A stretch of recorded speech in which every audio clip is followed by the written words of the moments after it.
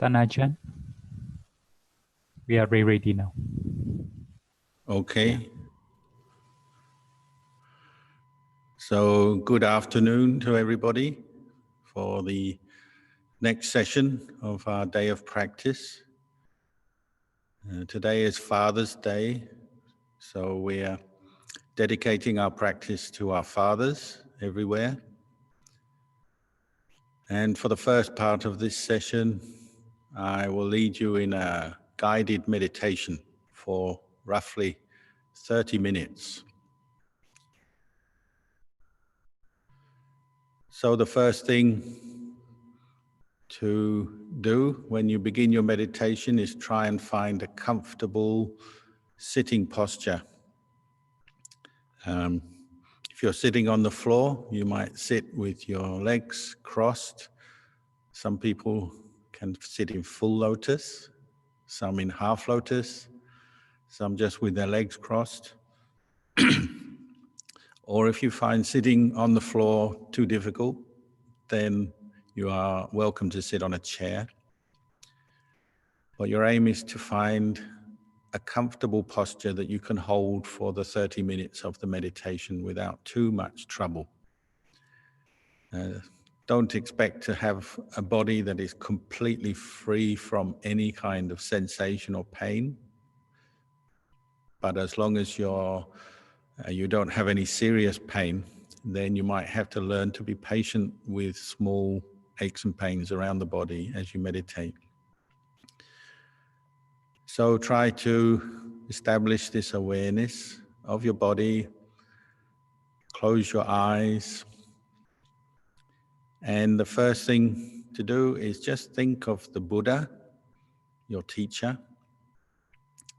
Pay respects in your mind to the Buddha, the Dhamma, and the Sangha.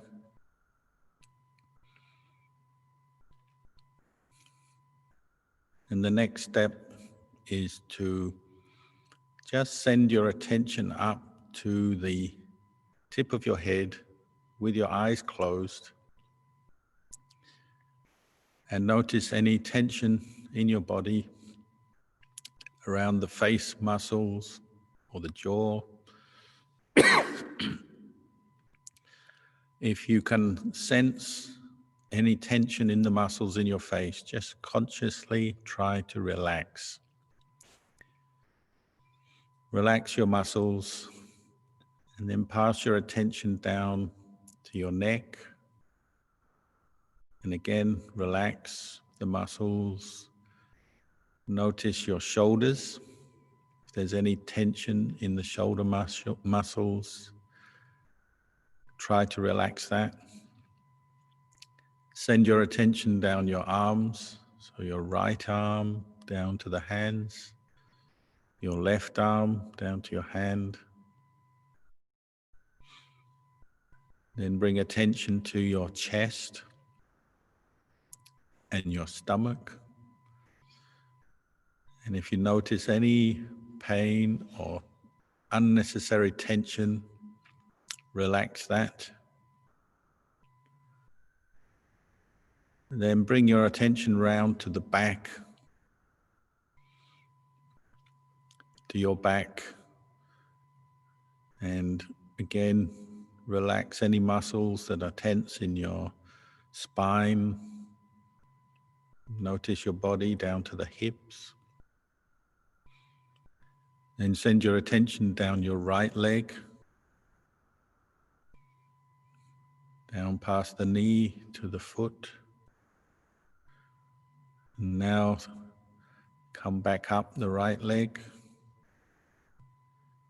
Send your attention down the left leg to the foot.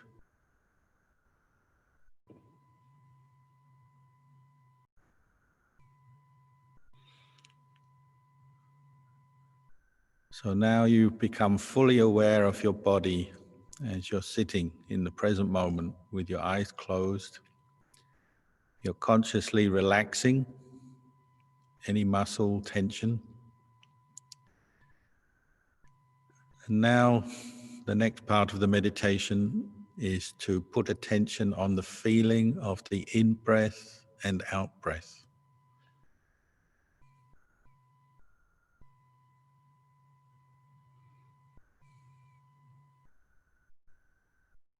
Now try and find that feeling at the tip of your nostrils. So as you breathe in, notice the sensation at the tip of your nostrils.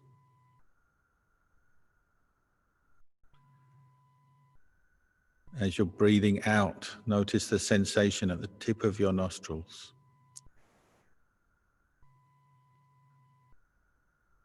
So already you might notice a difference. The in-breath, the air is probably a little cooler.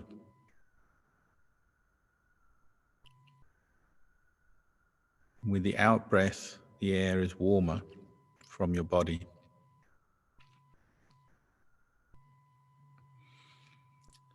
Now you may follow the breath into your body for a few moments just to explore the sensations of the full feeling of the breath.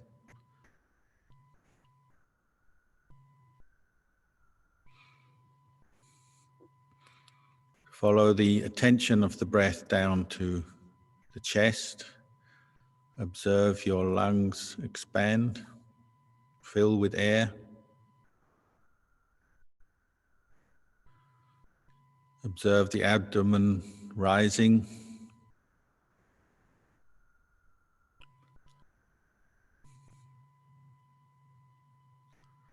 Observe the abdomen falling. Observe the lungs deflating at your chest. Observe the air coming out at the tip of your nostrils. So 3 points: your nostrils, the chest, the abdomen.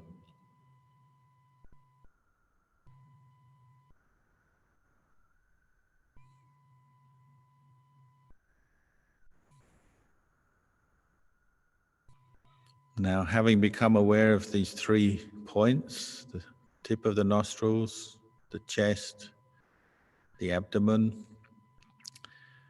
bring all your attention back to the tip of the nostrils. You don't need to follow the in-breath or the out-breath anymore. You just keep your attention at the 1 point, at the tip of your nostrils. So as the breath comes in, you know. As the breath goes out, you know. You're developing a number of qualities at this moment in your meditation. Developing the quality of mindfulness or sati, which means recollection. So you're recollecting the feeling of the in and out breath at the tip of your nostril. Recollecting means almost the same as remembering. You're remembering to put your attention at the tip of the nostrils and be aware of the in-breath and the out-breath as it passes that point. The second quality you're developing is what we call sampajanya, or clear, all-round awareness. So you know what you're doing right now. Your aim is to practice mindfulness of breathing, meditation.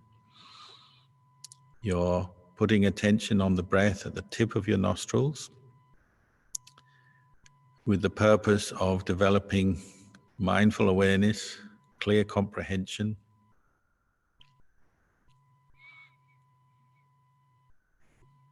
And the last quality you're developing is effort.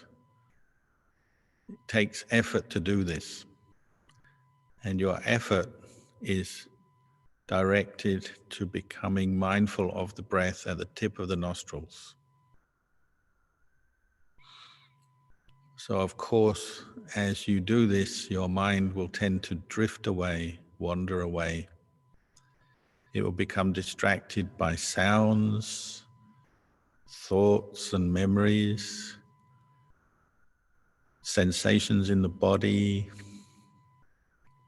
different things will come into your consciousness and take your attention away from the breath to these other things. So your aim is to bring up the effort to maintain mindful awareness at the tip of the nostrils and to keep doing it patiently.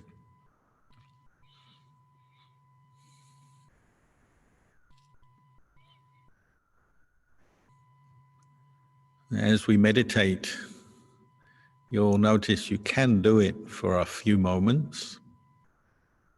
So you certainly have all the skills and requirements to do this meditation practice. However, you'll also notice your mind is not very disciplined yet,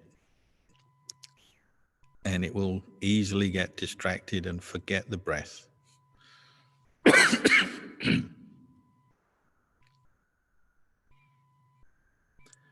So you need to keep redirecting your attention back to the breath patiently and with effort. But you also have to learn how to balance your effort. Well, sometimes people get frustrated with their mind that's wandering away all the time, and they try to pressure it and hold it onto the breath, feeling in one place to the point where they are trying too hard, and they give themselves a headache, make themselves feel uncomfortable, and it's not really necessary. The problem is they're just trying too hard. So if you notice that happening, try to relax your effort, be more gentle with yourself, just allow the breath to go in and out at its own pace, and be patient with the distracted states of mind that arise. And every time you realize you've lost your mindfulness, you're no longer paying attention to the breath, just gently bring attention back to the breath and try and maintain that sense of balanced effort as you do it. Some people may experience the opposite. And they may experience a mind that is running all over the place and they're not really trying hard enough. Maybe through frustration or distraction, they're not putting any effort into the meditation. So of course, the result is the mind wanders around, or they may even end up falling asleep. So these two experiences are very common. We either try too hard and force the mind onto the breath and get a reaction of tension and feel uncomfortable, or we don't try hard enough and the mind is never with the breath and we don't feel very peaceful or aware at all, and maybe even just fall asleep. So we tend towards these two extremes as we practice the breath meditation. So the kind of effort you are making is something to learn about. Ask yourself, what kind of effort am I putting into this practice? Am I really trying?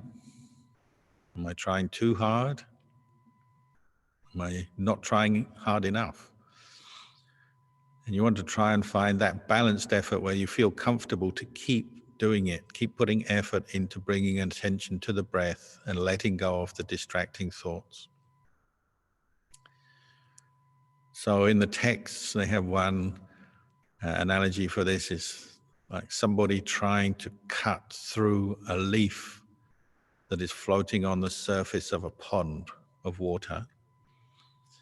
So if you have a very sharp knife, like a surgeon's scalpel, and you press down on the leaf that is floating on the water with the aim of cutting through the leaf, if your effort is too strong, you can't cut the leaf, you end up just pushing it along the surface of the water.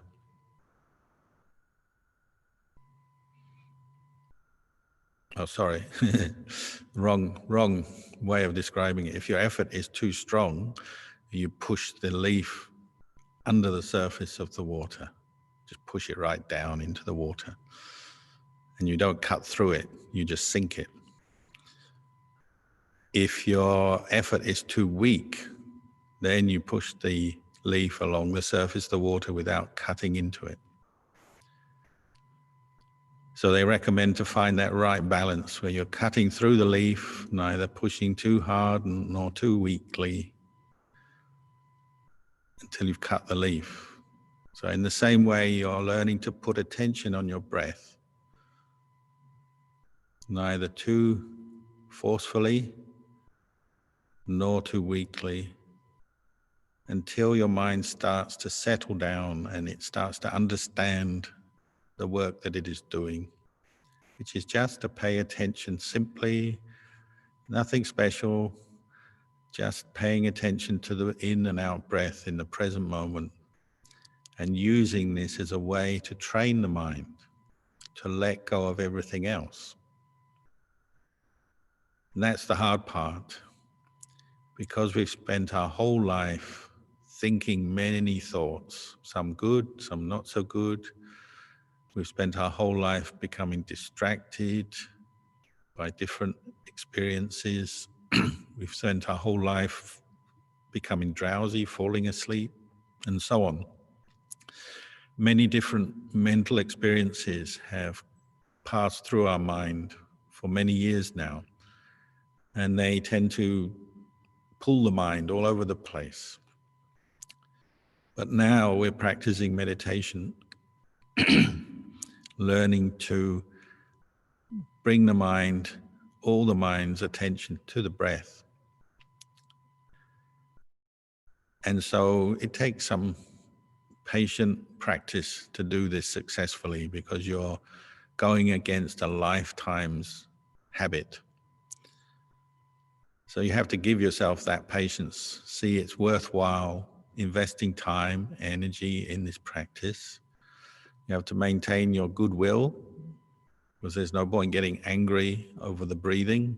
It's not going to help your situation at all, just make it worse. But try and remember the true benefit of this practice is that you're learning to develop more self-control, more mindfulness and awareness, and you'll start to know where your mind is. The more you practice this, the more you will be in touch with your own mind.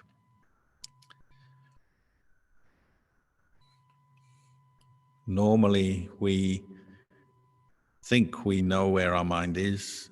We think we're in charge. We think it's my mind. I know what I'm thinking, what I'm doing. But this meditation in the beginning is proving to you that you're not really in charge. Your mind is just following its own moods and is easily distracted, and you're not really that much in control. So we're learning to bring up that control by practicing mindfulness of breathing, letting go of thoughts of the past, letting go of thoughts of the future, and learning to just enjoy the simple pleasure of being aware of the in and out breath in the present moment. And each moment that you're mindfully aware of the breath is like a little victory for you in training your mind. And these small moments of mindfulness will gradually join up. And as they join together, that feeling of having a mind that is out of control all over the place will disappear, and your mind will come to settle down with the breath. You'll start to feel more easy, more relaxed in your body, more at ease in your mind,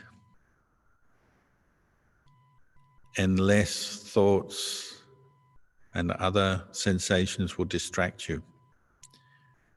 Things may still come into your experience, but they no longer distract you because you're mindfulness is with the breath more and more as you practice. You feel more relaxed in yourself. And if you practice this at least a little bit every day, or even a lot every day, you will get better at it.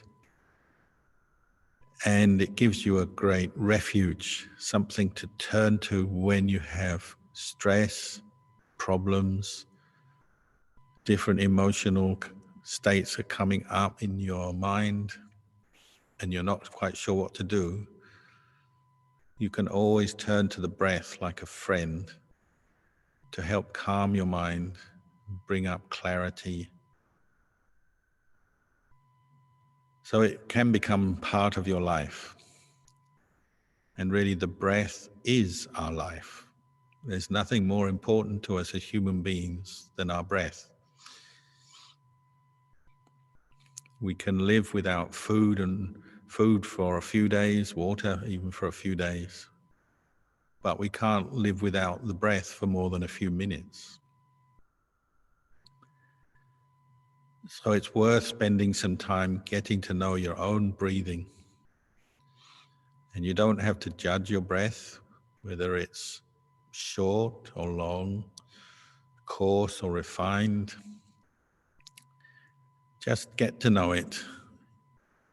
Allow it to flow at its own pace, but keep putting attention on the breath and letting go of the other distracted thoughts, mental states that will come up as you're doing this. So for the last part of this meditation, I'll stop speaking.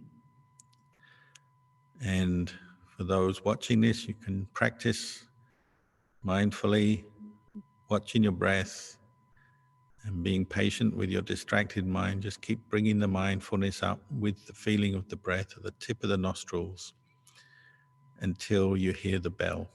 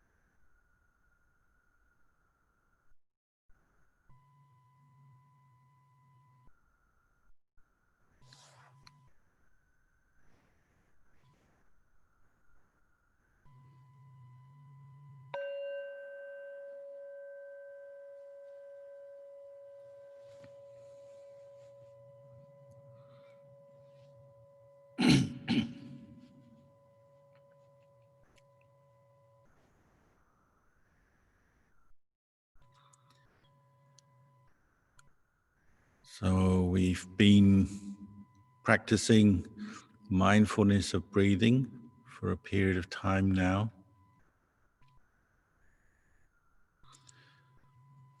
Probably most of you found it a little bit challenging,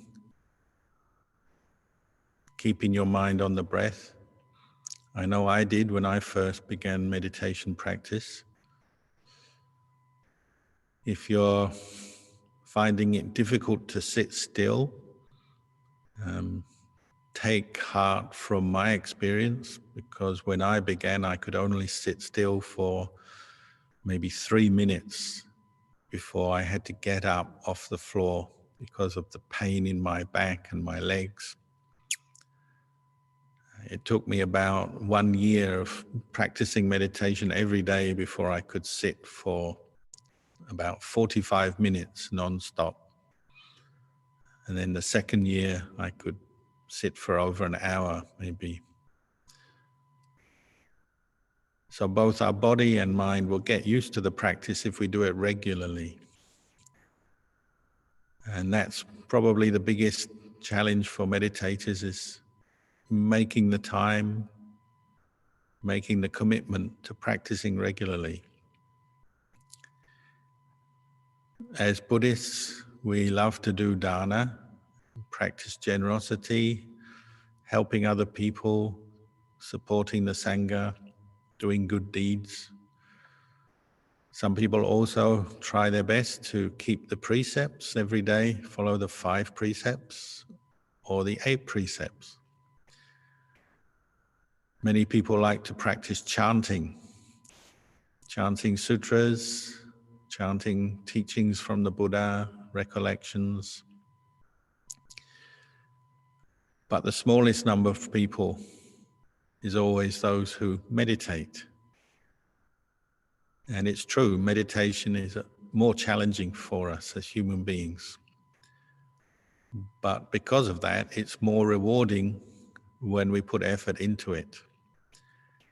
So in terms of merit or good karma, the practice of meditation is considered the highest merit, the highest good karma. But it's something we have to work at, and learn about ourselves, and learn what we need to do to bring up more mindfulness and understand our mind better. Today we're celebrating Father's Day. And that's a reminder to all of us how important our parents are and have been in our lives. And we don't get birth without parents. Our parents give birth to us and then look after us, feed us, clothe us, educate us, care for us, love us, until we're adults. But now we're adults, most of us, I imagine those of you listening, you're adults. Once you're an adult, you're looking after yourself.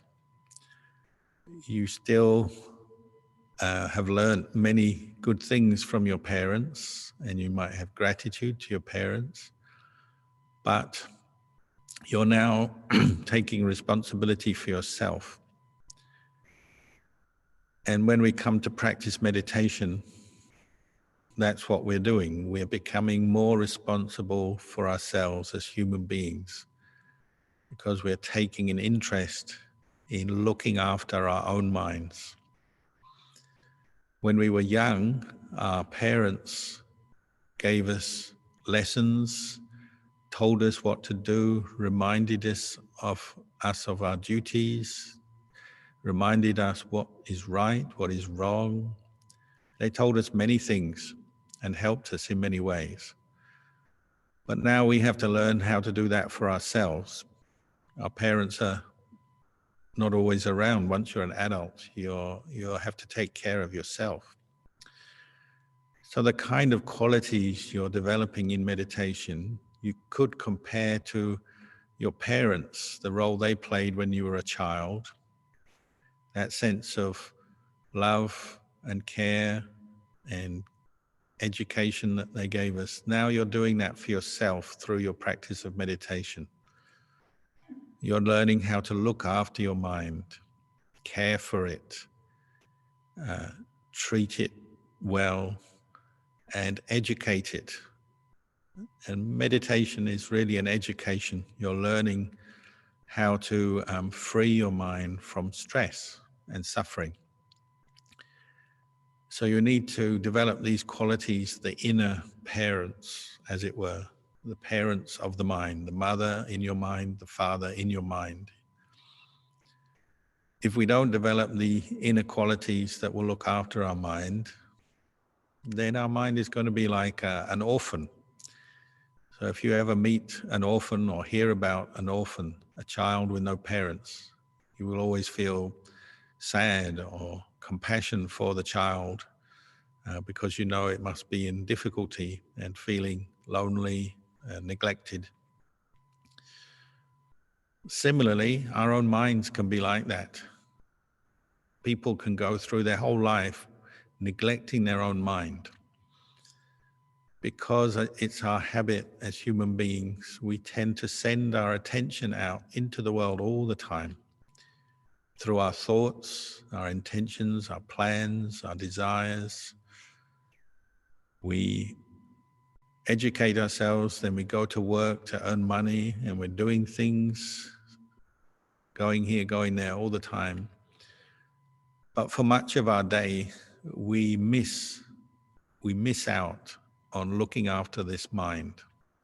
We let it run uncontrolled with thoughts, moods, feelings, emotions.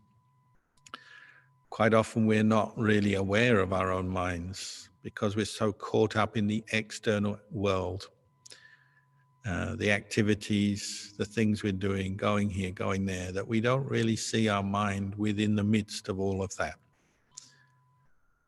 And so it's quite common that we accumulate experiences of stress. We get angry, we get worried, we get afraid, we feel frustrated when we're not getting what we want, we get stressed about experiences that come our way that we don't like, and so on. And quite often we're not aware of where these feelings of stress and suffering are coming from. But as you practice meditation, you're developing the inner qualities of mindfulness, clear comprehension, right effort, and wisdom, understanding. These qualities are what you might call your inner parents, the mother and father that looks after your mind. And if you can remember when you were a child, when things went wrong, your parents might comfort you, help explain things to you. Sometimes when we were naughty, stubborn, our parents had to be firm with us and tell us what to do. Sometimes they had to be very soothing, comfort us when we were stressed. There was a variety of ways that our parents helped us through our childhood.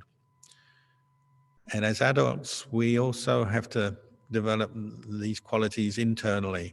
We have to know how to soothe our mind when we're very worked up about things, getting very angry or frustrated with our work or our relationships or our health or money matters, the sort of things that make people stressed.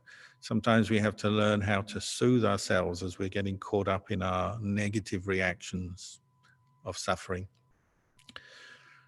Other times, we need to be quite firm with ourselves, just like a father maybe has to be firm with their child when the child is too naughty or neglecting its duties or causing trouble in some way and doesn't realize how or why. Sometimes the parent has to be very firm. So sometimes we have to be firm with ourselves. And the practice of meditation is helping us develop these skills, whether it's the skill of developing loving kindness for yourself as a human being, accepting the way you are, giving yourself support, inner confidence, inner happiness through developing kindness towards yourself. Or sometimes we need to be developing wisdom and teaching ourselves what we need to do if we're very caught up in a train of thought or a way of looking at the world that is very negative and causing us stress and suffering. Once we realize that, our wisdom has to tell us, stop thinking like that, change your thoughts. So for example, if you're very angry with someone else, when you practice meditation, you might begin to become aware of your angry thoughts. And that's the time you need to bring up mindfulness, wisdom, and make the effort to teach yourself to let go of those angry thoughts. Why? Well, when you're angry, who's suffering? You're suffering. Usually when we're angry, we're blaming someone else. Sometimes it's we're blaming a situation, say like we might be ill or involved in an accident or something, but usually we're blaming a person for our problems when we get angry. And all our thoughts are directed towards that person. We don't like them, we hate them, we blame them, complain about them, get irritated with them, and so on. But as you practice meditation, you have to learn to turn around and watch your own mind and take responsibility for the way you're thinking. And like a good parent teaching its child, you have to teach yourself to let go of what is hurting you inside. So if you're becoming aware of your angry thoughts, it's up to you to teach yourself to let go of those thoughts. That doesn't necessarily mean the situation or the person who prompted you to get angry will be changed or solved yet. What you're changing is your own inner reaction to external events, people, situations, because that is something you can change, and meditation is helping you to do that. So for example, when you're meditating, watching your breath, but then you're interrupted by a lot of negative thoughts about something, anger or worry, you also have to use wisdom. You have to bring wisdom into your mind at that time and teach yourself to let go by reflecting on what's going on. And this is one part of meditation. Even though we are aiming to watch the breath as our primary goal in meditation, say, we also are developing wisdom to help remove the obstacles to watching the breath. So anger, ill will, irritation is one big obstacle that many people experience. You might need to bring some wisdom in if you're experiencing that, and teach yourself to reflect on what is going on in your mind and ask questions. So say you're angry, ask yourself, am I suffering with this anger? If I let go of my angry thoughts, will I be better off? Will it be to my benefit, my advantage? So then you start looking at ways to let go of the angry thoughts. So sometimes we have to practice patience with a difficult feeling or situation that has arisen, or a memory, an unpleasant memory. Might have to consciously practice patience with it. You might have to practice acceptance with something that you can't change, that it's happened and you can remember it or think about it, but you can't change it. So just accept it, especially if it's already happened, it's arisen, passed away, rather than creating further suffering, making the situation worse by a lot of negative thinking. You teach yourself to let go of those negative thoughts as you're meditating. You remind yourself, just let go. Sometimes if it's a person we're thinking of with anger, we need to practice forgiveness and just wish them well, even if they've hurt us or done something wrong. By forgiving them, wishing them well, you're hoping that they change for the better, so then they don't do those things that cause us to be angry. But the most important awareness you're gaining in this is the fact that if you cling or hold on to angry thoughts, you're suffering. if you can let them go, you'll be happier. And this is one of the greatest offerings that the Buddha gave us. He taught us that human beings can do this. We can establish mindfulness. We can learn to take care of our mind, bring up wise reflection, and let go of anger. And in the same way, we can let go of worry or fear. We can let go of desire that is obsessing our mind, causing us to think endlessly about something we want, that we feel will bring us happiness or pleasure, but we haven't got it yet. And often brings us a lot of frustration in the waiting or the hoping to get whatever it is. All the different kinds of mental stress can be let go of. They can be understood and let go of. And this is the Buddha's message, a very hopeful, positive message for the world. But the Buddha said that he's only the person who points the way. He can't do the practice for us. And that's where the difficulty comes in. As many of us haven't done the practice in the past, so we don't quite know yet what we have to do. So it's about practicing, listening to the Dhamma, putting it into practice regularly. Sometimes we react with fear or aversion to our own state of mind when we come to practice meditation. Your aim is to have a nice peaceful mind following the breath, but as you're practicing meditation, maybe you notice negative thoughts and then you react to that. You don't like what you see. It's like you see something ugly and your mind shrinks away from it and doesn't want to continue with the meditation. So there are a number of obstacles we have to be patient with and keep practicing in order to bring up the awareness and to observe and look and see what's going on in our mind. And we have to accept that if we are suffering, this is our own problem. Even though the world outside is partially involved, other people, situations are partially involved, the feeling of stress and suffering, the thoughts, the emotions that come up are our own responsibility. They're our own experience. And no one else can really change that. We have to do it for ourselves. And meditation is a way that we can do that.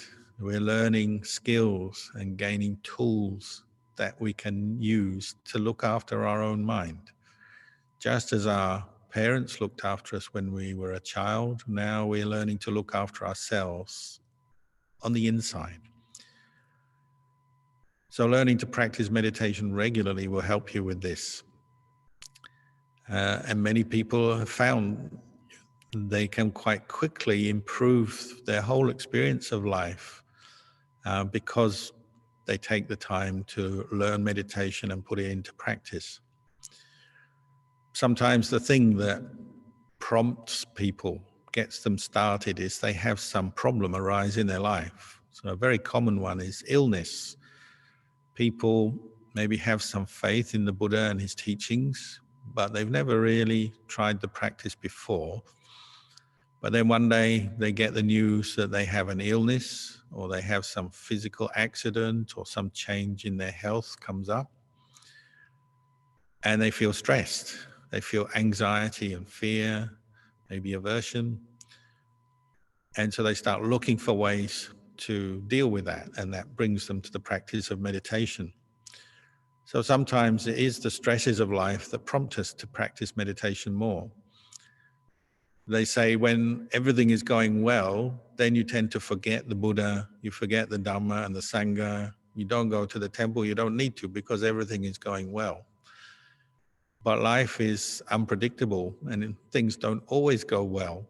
They may for a while, but then something comes up, something around the corner comes up that knocks you down. So maybe a change in your health, maybe a change in your job, maybe a problem in your relationship, concern about a family member or so on. These things can come up out of the blue and knock you over. But it's often at those times that we think of the Dhamma again and start practicing. And this is an important point is that if you have already a basic faith in the Buddha and the Dhamma, these are things you can turn to when you have stress. So use this faith in the Buddha, Dhamma, Sangha as a resource, as a refuge in your life. When you have stress coming up in your life, turn to the Buddha. And that isn't just external things like going to the temple, chanting, praying, doing rituals, making offerings. Those things may help in the short term. But we also have the opportunity to find the inner Buddha.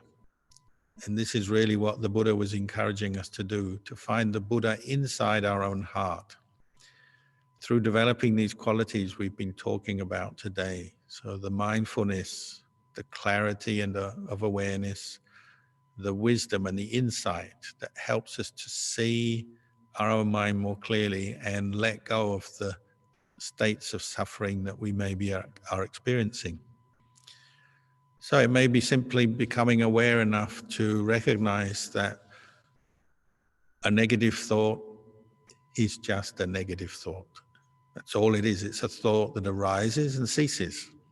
Like if you're sitting here now, you can ask yourself, how many negative thoughts have I had in the last year, for example? You probably couldn't count. It could be hundreds or thousands, more than that maybe. But where are they now? How many times did you get angry?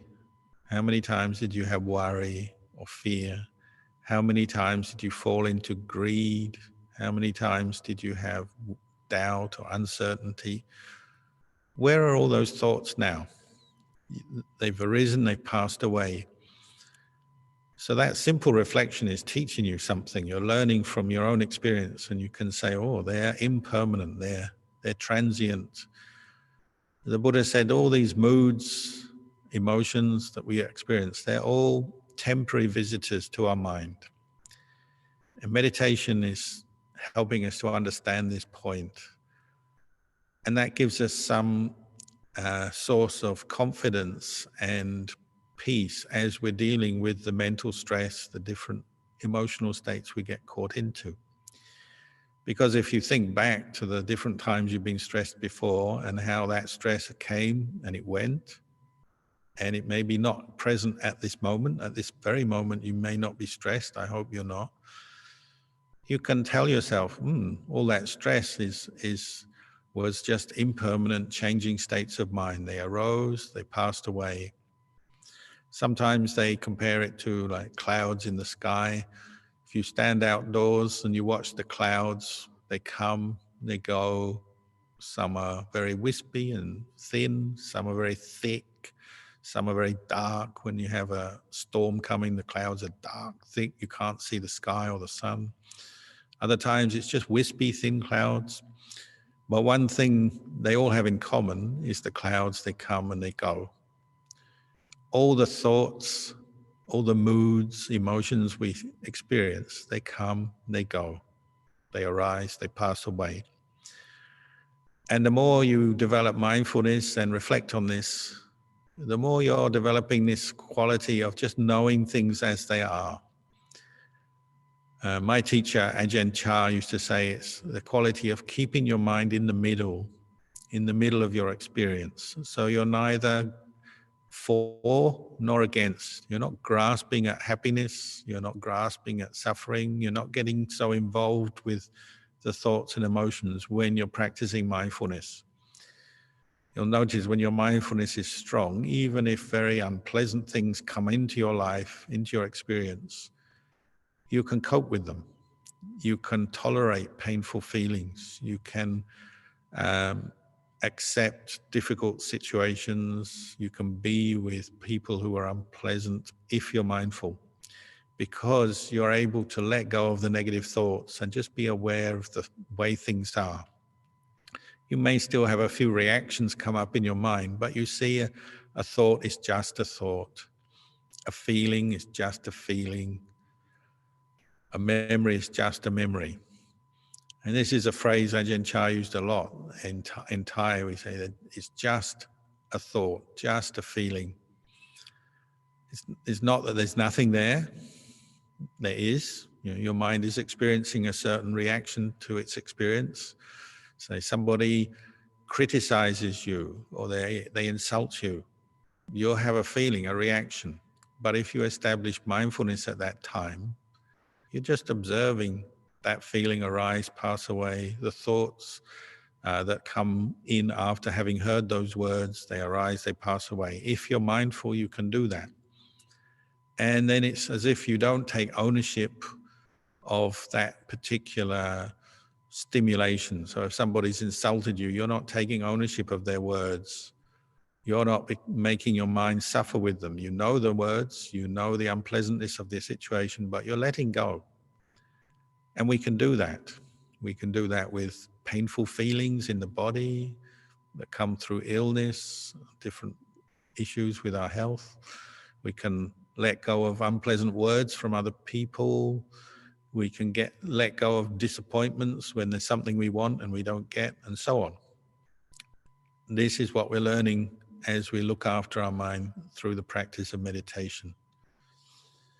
And you'll notice that much of the suffering we have as human beings is self-created. It's like they say life is a mixture of pleasure and pain. There's no one in the world who just experiences pleasure. Life is a mixture of pleasure and pain. We sometimes have good health, sometimes bad health.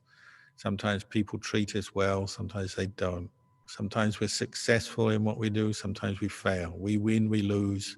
Things go well, things don't. Life is a mixture like that. But it doesn't have to cause suffering in our mind if we maintain mindfulness and observe the changing nature of these experiences. Doesn't mean to say we can't enjoy when there is a pleasant experience. So you eat some nice food, or you have a pleasant conversation with someone, or your work goes well, you can enjoy that. But you're also aware it will pass. Or if something unpleasant happens, you might have to put up with that, but you also know it will pass. Learning to look at your experience from the inside like this helps you to be at peace with the world by understanding, rather than always reacting and grasping an experience with clinging and attachment and falling into states of suffering.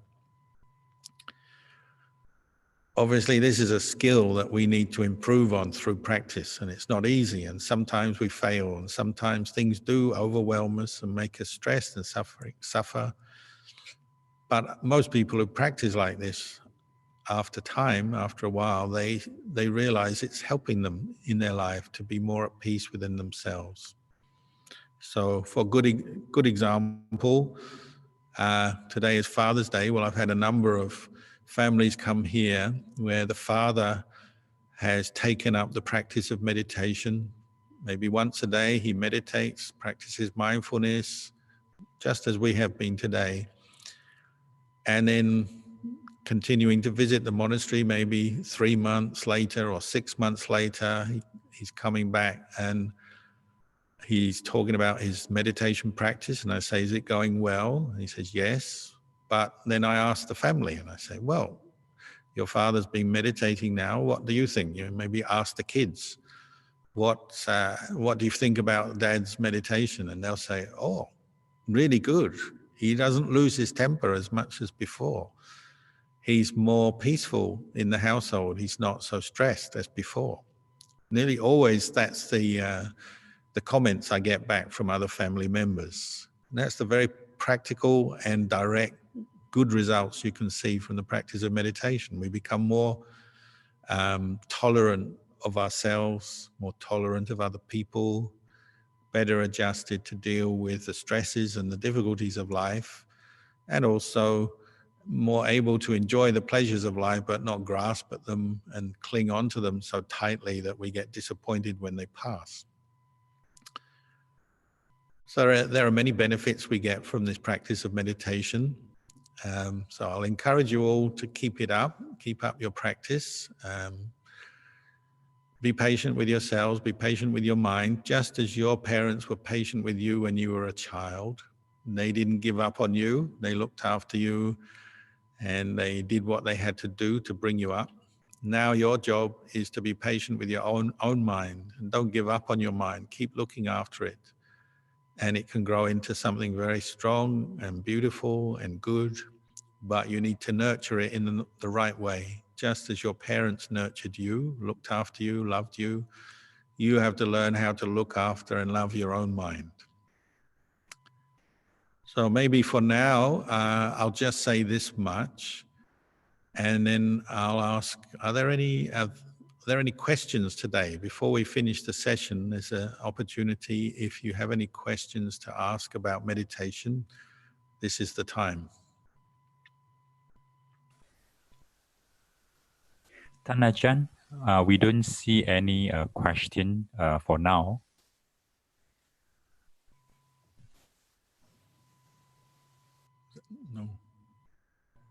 No questions.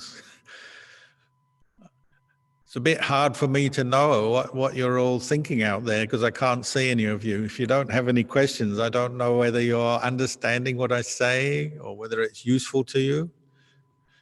For you, Rex, what do you think? Has what I said today been any use? ท่านอาจารย์ yes, I've been practicing meditations for a number of years. I found out that what I've been benefited from the meditation really great, not only to myself internally, but also the relationship with my families and friends as well. So how long would you meditate for a session? If you're meditating at home on a daily basis, how long would you meditate for? Well, I've been keep the meditation quite consistently in the past 3 months due to the COVID-19 pandemic, because I can't go anywhere. So because of that, I have developed the habit to sit, at least 30 minutes. I try to sit at least 30 minutes to as long as 1.5 hours every day, if possible. Very good. That's a good way to use your time as you are experiencing the lockdown. Maybe you can't travel so much. You have this free time or this time at home. Well, why not use it to practice the Dhamma, listen to the Dhamma and meditate every day? I think that's a good thing to do. What would you say your biggest obstacles are in your meditation, Rex? I think the pain sensation. If I couldn't cope with the pain, and I won't be able to actually sit long. So I will have to, experience. Sometimes I experience with the way that I should sit, so that I can maintain, the position for a long time. So I think this is one of the obstacles. I believe that this is also common to a lot of people. And apart from that, there are a lot of feelings that arise internally. So I will have to actually cope with them, as what Tan Ajahn has taught just now. I have to use different ways. Sometimes I will have to be very serious to myself. Just be patient, and sometimes I will have to just try to tame my mind in another way, so that I can reach a balance. So if I would be able to actually reach this balance point, then I will normally be able to actually sit for quite long. It is a problem, especially as we get older. Our body is not so supple, doesn't cooperate so much, and so we experience more aches and pains. One good habit to get into is, if you're meditating and you experience some pain in the body and it reaches a point that you really can't carry on sitting in that posture, you have to change your position. That's okay, but before you change, just establish mindfulness of that pain, the painful feeling, and ask yourself, can I tolerate this for a little bit longer? Because you'll notice sometimes only a little bit of pain and already our mind becomes annoyed, irritated, wants to stop, wants to change posture, give up the meditation. Not always, but sometimes it's just a very minor feeling and we haven't really investigated it. So it's a good habit to just question before you stop the meditation or change your posture. Ask yourself, how bad is this pain? Can I tolerate it any more than this? Even for 1 minute more or 5 minutes more. And sometimes you find when you do that, that the pain is not so bad. You can sit with it. It's the mind that's the problem. The mind is becoming irritated, restless, seeking distraction. And when you make yourself sit a little bit longer, nothing too extreme, not for many hours, but just a bit longer, you'll often see a change of attitude, what we call a breakthrough, and your negative thoughts that have been stimulated by the pain may disappear. The pain itself may stay, it may disappear, but your attitude and your way of thinking about it may change.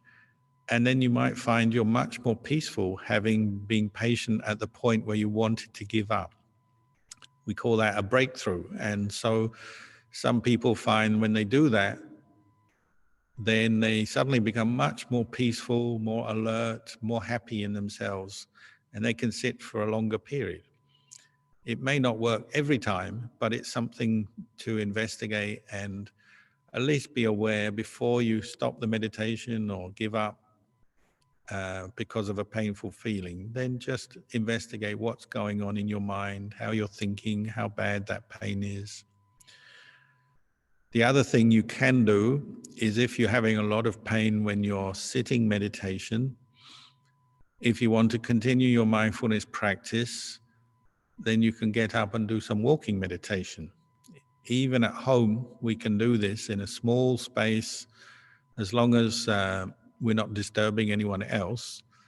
We can walk in our room, say, and even just a few paces from one corner of the room to the other. Or if you're luckier than that, if you have some space in your house outside on a veranda or in the yard, in the garden, look for a place where you can do a little bit of walking meditation and you may be able to continue your mindfulness practice. So you maybe sit for half an hour or whatever period of time. Then you do walking meditation for half an hour or a suitable period of time. And you can extend the length of time you're practicing your meditation and you don't have so much pain to put up with, because when you're walking, usually you don't have much pain.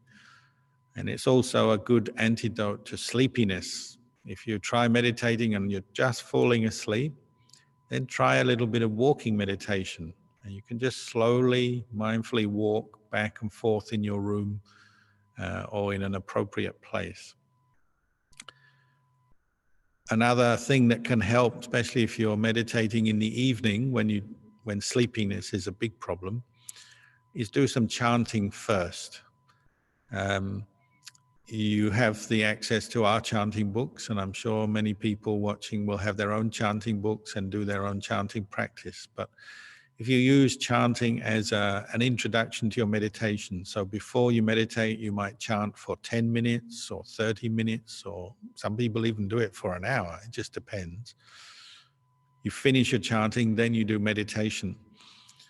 Often people find that chanting is a way to settle the mind after a busy day or after a distracting period of time. They settle the mind.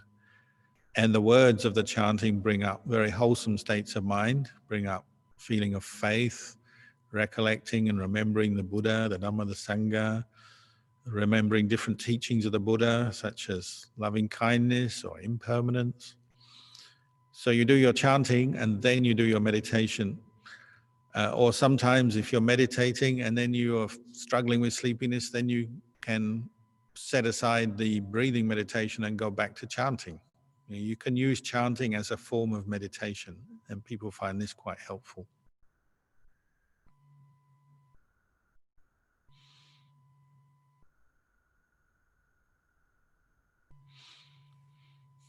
So still no other questions today? Ajahn, still no other question from the Okay. public. Well, maybe we'll finish there for today. I'll wish you all well. May the Triple Gem bless you, guide you, protect you. And I hope that all of you, your Dhamma practice, whether it's the meditation or the keeping precepts, I hope that you all find success and progress in your practice, and maybe we'll meet again one day. If you're ever in Melbourne, come and visit us here at the monastery, or maybe I'll meet you in Malaysia one day. Sure, we will. Ajahn. Sadhu, sadhu, sadhu.